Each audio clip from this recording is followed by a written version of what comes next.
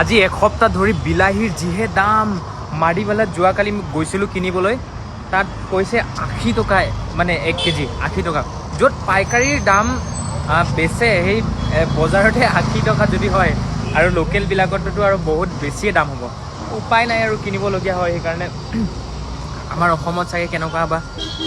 গম নাপাওঁ কিন্তু আজি এসপ্তাহ ধৰি আমাৰ এৰিয়াত মানে এই আমি যোনখিনিত থাকোঁ মানে গোটেই মানে বেংগলোৰত আৰু বহুত বিলাহীৰ দাম হৈ আছে আৰু আমি বিলাহী নহ'লে যিহেতু ম'ম'টো বনাবলগীয়া হয় তাত চাটনি বনাবলগীয়া হয় সেইকাৰণে বিলাহীটো কিনিবলগীয়া হয় সেইকাৰণে বহুত দাম হৈ আছে আজিকালি আৰু ইয়াৰ ওচৰতে এটা দোকান আছে এইটো কিনিবলৈ আহিছোঁ বিলাহী তাই বাচি আছে মানে আৰু তাকো নৰ্মেলবিলাকহে বুজিছেনে নৰ্মেলবিলাক অকণমান ভাল নহয় মানে বিলাহীবোৰ সেইটোতে মানে ইমান দাম আৰু যদি ভাল চাইজৰ যদি একদম কিবা একদম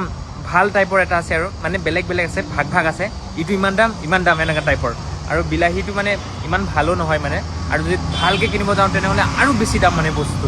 উপায় নাই কিনিবলগীয়া হয় তাই লৈ ল'লে এতিয়া যাওঁ আৰু